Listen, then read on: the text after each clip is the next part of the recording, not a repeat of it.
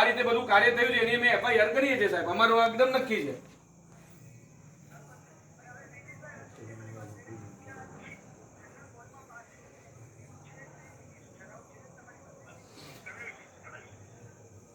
નહીં નેમિશભાઈ સાહેબ, આપને ઇન્ટરપ્ટ કરું છું સાહેબ. આ નેમિશભાઈ, અમારે ટ્રસ્ટી જોડે તો વાત કરવી જ છે.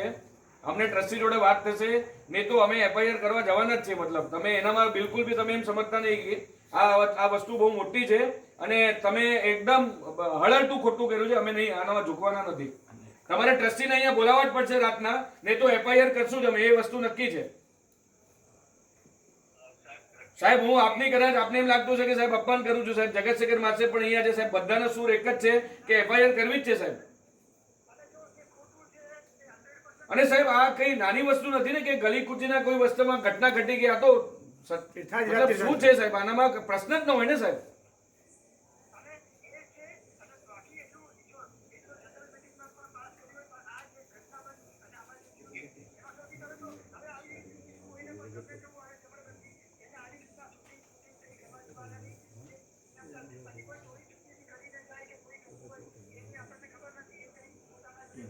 બહુ હોશિયારો છે, એમના સિક્યોરિટી ગાર્ડ લોકોના ફોન લઈ લઈને 500 રૂપિયાનો ફાઇન ભરાવે છે.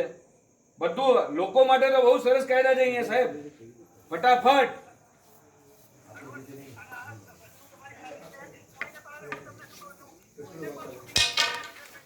એટલે સાહેબ વાતનો સાર આ જ છે સાહેબ, અત્યારે કોઈ ટ્રસ્ટી તાત્કાલિક અમદાવાદથી અહીંયા આવે, આપણે રિટર્નમાં બાંયધરી આપે કે 24 કલાકની અંદર આ બધું કરશું, નહીં તો એફઆઈઆર કરવાની છે નક્કી છે. એટલે તમે નૈનેશભાઈ આગળની વાત કરો. આ બધી ચર્ચા થઈ ગઈ, બધાને બધી વસ્તુની ખબર પડી ગઈ. તમે હવે આગળની વાત કરો, ટ્રસ્ટી જોડે વાત કરે, ટ્રસ્ટી જોડે રૂબરૂ મુલાકાત કરાવી શકશો તમે 12 વાગ્યા સુધી, નહીં તો પછી અમે એફઆઈઆર કરવા માટે જઈએ સાહેબ.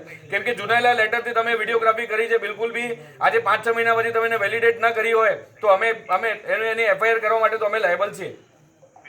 હા હા, નહીં. આ જો આ મારી કોઈ વ્યક્તિગત ડિમાન્ડ નથી સાહેબ. તમે ટ્રસ્ટી છો અને ઘટના એવી ઘટી છે, તમે લોકો એને લાઇટલી કેવી રીતે લો છો? કોઈ ઇમરજન્સી હોય તો તમે દોડીને નહીં આવો. તમે જો તમે એ બધી વાતો નહીં કરો. મારો તમને પ્રશ્ન છે, તમે સાંભળો નૈનેશભાઈ, તમે પોઈન્ટ પર વાત કરો. તમે કોઈ ઇમરજન્સી અહીંયા ઘટના ઘટે તો ટ્રસ્ટીઓને આવવાની ફરજ નથી સાહેબ? તો આ ઘટનાને તમે નાની સમજો છો? જો તમે ના પડતા તો આ ઘટનાને તમે નાની સમજો છો, એક જ વાત છે.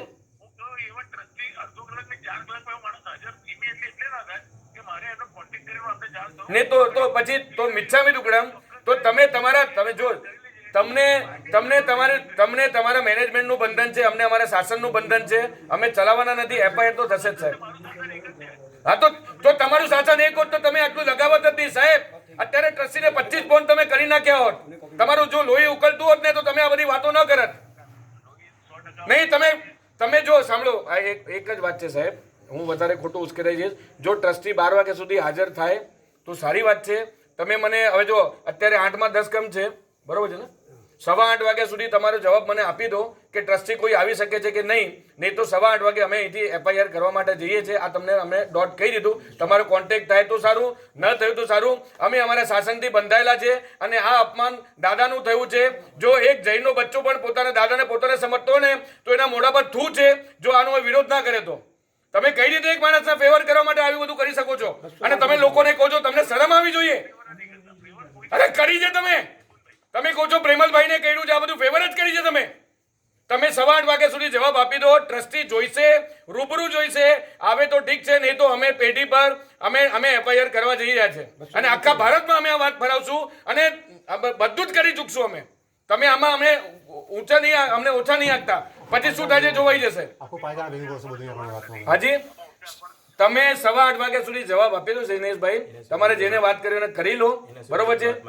હા, અમારે બીજી કોઈ વસ્તુમાં રસ નથી. અમે બધા અહીંયા ભેગા છીએ અને અમે તલેટી પર એફઆઈઆર કરવા માટે જઈએ છીએ. 8:15 વાગ્યા સુધી તમારી રાહ જોશું. અમે ફોન બી કરવાના નથી. પછી અમને જે છૂટશે ને દાદો અમારી પાસે જે કરાવશે અમે કરશું, બરોબર છે? હવે આપણે ફોન રાખી દઈએ, વધારે વાત નથી કરવી. તમે 8:15 વાગ્યા સુધી અમે ફોનની રાહ જોઈ છે, નહીં તો પછી આગળનું જય આદિનાથ. कुछ सही बोला आपने. छोड़ दो अभी बात को खत्म.